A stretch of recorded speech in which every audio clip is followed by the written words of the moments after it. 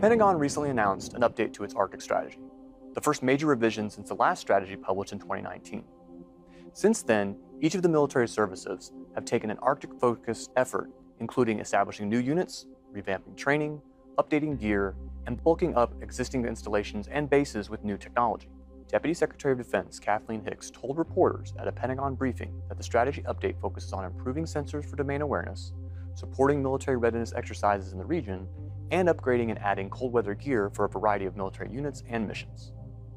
The Arctic region of the United States is critical to the defense of our homeland, the protection of U.S. national sovereignty, and the preservation of our defense treaty commitments.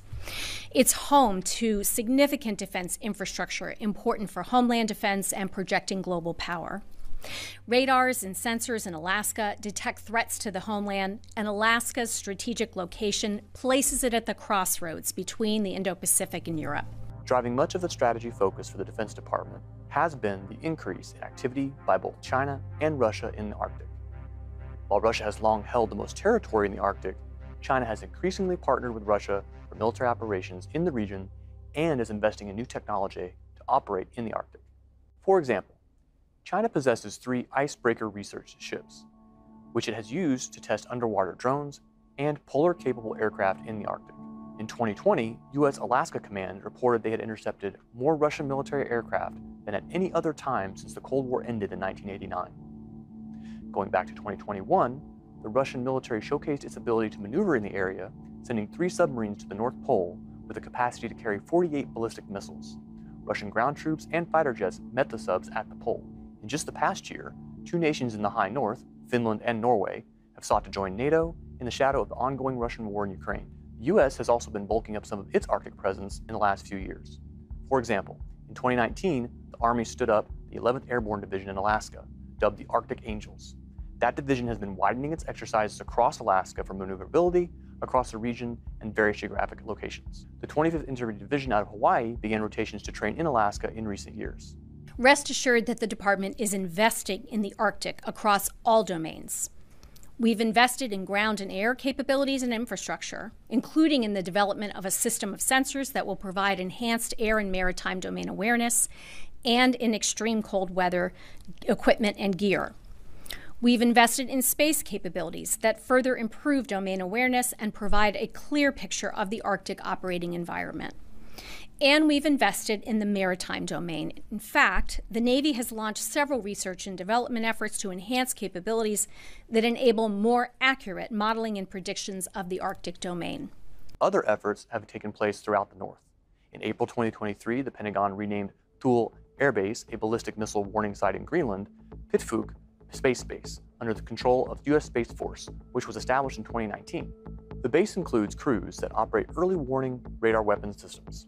Those systems track sea-launched and intercontinental ballistic missile threats, which helps with strategic missile warning and missile defense. Secretary Hicks said that the department has spent $43 million over the past 3 years to upgrade the Arctic ground-based sensors, as well as tens of millions on improvements to the NORAD long-range radar sites. So what's in the new plan?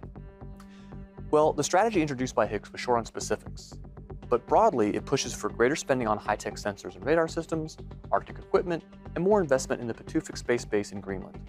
Also underlined in the strategy is the growing need for more partnerships with Arctic nations, including Canada and northern NATO nations. In the meantime, the Pentagon is trying to make good on warnings from the officials that the military needs to be more active in higher latitudes. In February, more than 8,000 U.S. Army soldiers conducted a 2-week large-scale exercise, which included helicopter deep strikes, flying rocket launchers to more than 500 miles above the Arctic Circle, and snowmobile hunter-killer teams using shoulder-fired rockets to thwart a simulated invasion force. Canada, Sweden, Finland, and South Korea all participated in that February exercise, and 18 other nations sent observers. In 2022, the Army awarded a $278 million contract to replace its 1960s-era tracked snow vehicle. The new cold weather all-terrain vehicle was tested during subsequent exercises in negative 40 degrees Fahrenheit.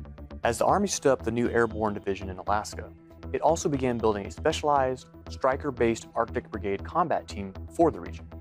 The Navy is working with the Coast Guard as Congress has supported building 3 icebreaker ships to better access the Arctic. Not to be left out in the cold, the Marine Corps began upgrading its Korean War-era cold weather gear back in 2018 as well as increasing its presence in annual rotations for its partner training in Norway, which has been a decades-long endeavor.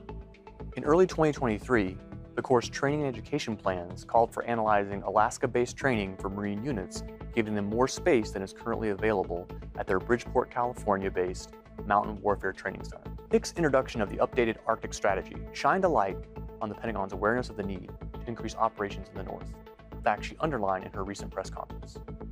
Reporting for Military Times, I'm Todd Stouth.